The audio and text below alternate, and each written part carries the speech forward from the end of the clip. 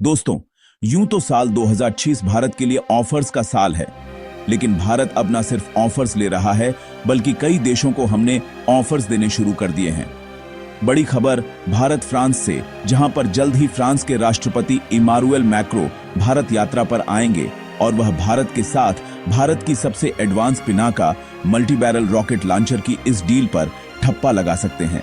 अब इससे पहले भी भारत और फ्रांस के बीच में कई बड़े रक्षा समझौते हुए हैं, लेकिन अब भारत ने वाइस वर्सा की नीति अपनानी शुरू कर दी है। कुछ दिनों पहले भारत के डीएससी ने क्लियर कर दिया कि भारत 114 नए राफेल खरीदेगा और फ्रांस ने भी बात मान ली कि इनकी production line, final assembly line Bharat में सेटअप की जाएगी। और चुपचाप फ्रांस के इंजन निर्माता कंपनी ने यह तक अनाउंस कर दिया कि हम भारत के एमका के लिए एक सेपरेट प्रोग्राम स्टार्ट करेंगे विद हेल्प ऑफ डीआरडीओ और नया इंजन बना करके भारत को दिया जाएगा। तो जब इतने ऑफर्स भारत के सामने आए तो भारत ने भी ऑफर रख दिया कि अब आप पिनाका खरीदेंगे। ऑल्सो फ्रांस ने भी भारत के पिनाका को खरीदने के लिए कई बार इंटरेस्ट शो किया है और अब यह एक बैलेंस डील कही जा सकती है। तो वहीं दूसरी खबर भारत रूस पाक से सामने निकल के आ रही है, जहां पर जल्द ही दोनों देशों के बीच में आईएसटीसी प्रोजेक्ट के बजाय डायरेक्ट लिंक प्रोजेक्ट शुरू होगा, जिसमें पाक और रूस की नजदीकियां बढ़ जाएंगी। तो सवाल यह है कि क्या भारत से दूरियां बढ़ेंगी? जानते हैं इन दोनों सवालों के सटीक जवाब आज के इस वीडियो में। यदि आपको हमारा काम पसंद आए तो वीडियो को लाइक, चैनल को सब्सक्राइब जरूर कीजिएगा, क्योंकि आपका यह छोटा सा काम आप तक यह जरूरी और सही खबरें लाने में हमारी बड़ी मदद करता है। तो हाल ही में रिपोर्ट्स के मुताबिक फ्रांस की सेना भारत के स्वदेशी Pinaka multi barrel rocket launchers system खरीदने पर बहुत गंभीरता से विचार कर रही है। वहीं फ्रांस, जिसने हमें राफेल और पनडुब्बियां एक्सपोर्ट की हैं, अब हमारे पिनाका का मुरीद हो गया है। लेकिन यह एक ट्विस्ट है। फ्रांस को पिनाका की 120 किमी की रेंज तो बहुत पसंद है और उनकी ही डिमांड भारत से ज्यादा की जा रही है।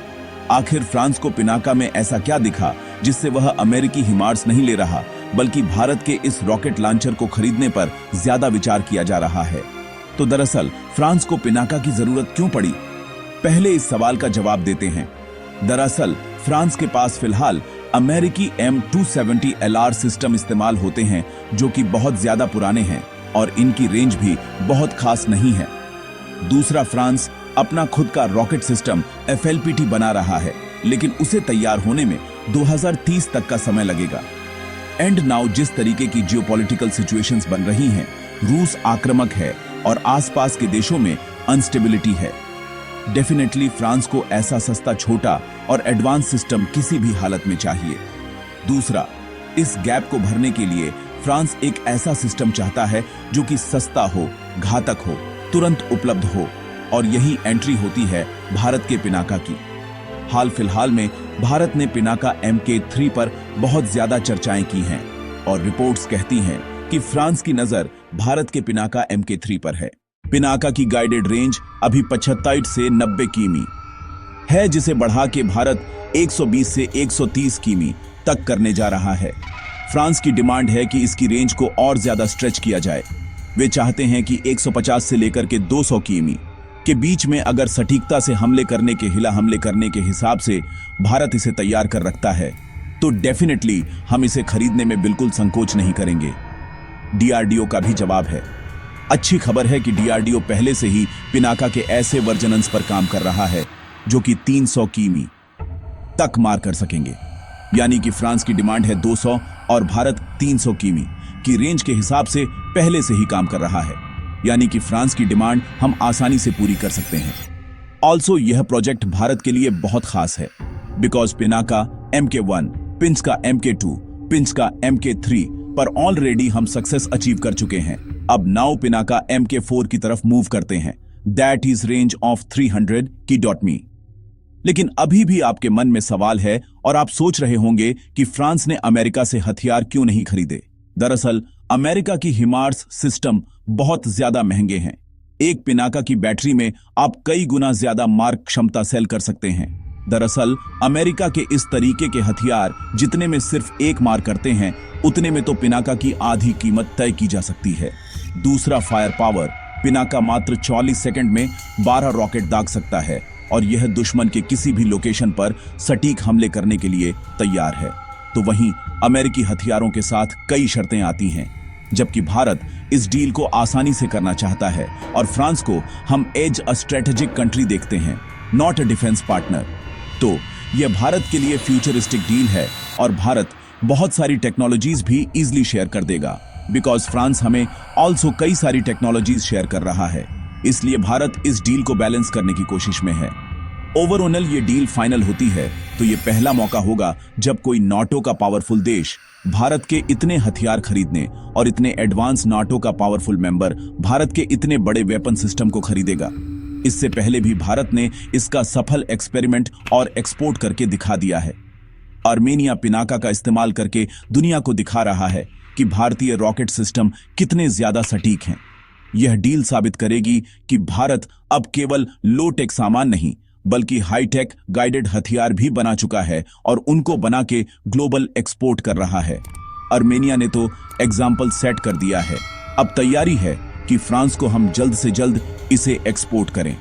इस रिपोर्ट का निष्कर्ष यह है कि फ्रांस का पिनाका में दिलचस्पी लेना हमारे वैज्ञानिकों और इंजीनियरों की जीत है। 120 किमी की रेंज तो शुरुआत है, आने वाले समय में पिनाका की गूंज पूरे यूरोप में सुनाई देगी। यह मेक इन इंडिया से मेक फॉर द वर्ल्ड का असली उदाहरण है। आपकी इस पर क्या राय है? कमेंट्स में जरूर लिखिएगा। बढ़ते हैं दूसरी खबर की तरफ। क्या रूस और पाक के बीच अब दूरी और ज्यादा कम होने वाली है? हाल ही में आई रिपोर्ट पोस्ट ने दक्षिण एशिया की कूटनीति में खलबली मचाती है। दरअसल रूस और पाक सीधे जमीन और एयर कनेक्टिविटी का विस्तार करने के लिए सहमत हो गए हैं। यह समझौता न केवल व्यापार बढ़ाएगा बल्कि सेंट्रल एशिया के जो लैंडलॉक देश हैं उनको पाक के गर्म पानी के बंदरगाह सीधी पहुंच देने वाला है। आखिर रूस अब पाक की तरफ इतना ज्यादा क्यों झुक रहा है? क्या भारत और रूस की पुरानी दोस्ती के लिए कोई नई चेतावनी है? जानते हैं इन सभी जरूरी सवालों के जवाब बिल्कुल सही से। यह समझौता बुल और ओआईसी परिवहन मंत्रियों द्वारा एक हुए इंपॉर्टेंट सम्मेलन के दौरान लिया गया, जिसमें डायरेक्ट लैंड कॉरिडोर्स यानी कि पाक और चीन। इसके अलावा सेंट्रल एशिया के कई देश अब लैंड कनेक्टिविटी इंप्रूव करना चाहते हैं, जिसमें रोड और रेलवेज कनेक्टिविटी होगी ताकि यह ट्रेड रोड और ज्यादा एनहांस किया जा सके। दूसरा है फ्रेट लॉजिस्टिक। रूस के उप परिवहन मंत्री दिमित्री जेरो और पाक के मंत्री अब्दुल अलीम खान ने बैकिंग चैनल सुधारने और वीजा दिक्कतों को खत्म करने पर सहमति जता दी है। इसके अलावा इंफ्रास्ट्रक्चर डेवलपमेंट भी यहां पर शामिल है। रूस पाक की रेलवे और स्टील मिलों को सुधारने में निवेश करने का वादा कर चुका है, जो कि कुछ समय बाद इन्वेस्टमेंट प्रपोजल्स आएंगे और प्रोसेस भी शुरू हो जाएगा। रूस पाक के प्रति इतना बदला हुआ क्यों है? जरा इसे समझते हैं। दरअसल एक्सेस टू इंडियन ओशियन। रूस अपनी अर्थव्यवस्था के लिए हिंद महासागर तक अपना रास्ता और आसान चाहता है। पाक कराची और कासिम पोर्ट इसके लिए सबसे छोटे रास्ते हैं और डायरेक्टली लैंड की बात की जाए तो यह सबसे शॉर्टेड रूट है। वहीं ISTC that is international north south transport corridor, अब इसे एक्सपेंड किया जाएगा। अंतरराष्ट्रीय रूट्स का इस्तेमाल करते हुए पूर्वी रूट अब पार्क को जोड़ने की तैयारी की जा रही है, जिससे एनर्जी और कई प्रकार के नेचुरल मिनरल्स तक इजीली कनेक्ट किया जा सके। वहीं रूस पाक को तेल और गैस बेचने के लिए भी पाक के साथ मिलकर के कुछ गैस पाइपलाइन प्रोजेक्ट शुरू करेगा, जो कि उस रोड के साथ अंडरग्राउंड सेटअप किए जाएंगे। अब यहां पर भारत का क्या ओपिनियन है, जरा इसे समझते हैं। दरअसल एक तरीके से आप इसे डिप्लोमेटिक प्रेशर कह सकते हैं। दरअसल भारत और रूस के बीच हाल ही में $100 बिलियन के व्यापार के लक्ष्य को सेट किया गया है। रूस बार बार दोहराता है कि पाक के साथ उसके रिश्ते भारत की कीमत पर आज नहीं आने देंगे। वहीं इंडिया US ट्रेड डील, हाल ही में भारत और अमेरिका के बीच एक ट्रेड डील हुई है, जिसमें रूसी तेल पर निर्भरता खत्म करने की बात कही गई। लेकिन एक्सपर्ट्स का मानना है कि रूस अब पाक के जरिए भारत को यह संदेश दे रहा है कि उसके पास अन्य विकल्प भी मौजूद हैं और रीजन स्टेबिलिटी, पाक की अर्थव्यवस्था मजबूत अगर होती है तो भारत की सुरक्षा के लिए यहां पर चिंताएं पैदा हो जाएंगी। अब ये बात तो आप अच्छे से जानते हैं कि जियोपॉलिटिक्स में कोई भी दोस्त या फिर दुश्मन नहीं है, सब अपने इंटरेस्ट के लिए काम करते हैं। तो आंख बंद करके भी किसी देश पर भरोसा नहीं किया जा सकता है। लेकिन पुराना इतिहास खोल करके देखा जाए तो रूस ने आज तक भारत को धोखा नहीं दिया है, तो इस बार भी संभावनाएं बिल्कुल ना के बराबर हैं। वैसे आपकी क्या राय है, नीचे कमेंट में जरूर बताइएगा और ऐसे ही डेली न्यूज के लिए चैनल को सब्सक्राइब करना न भूलें। धन्यवाद।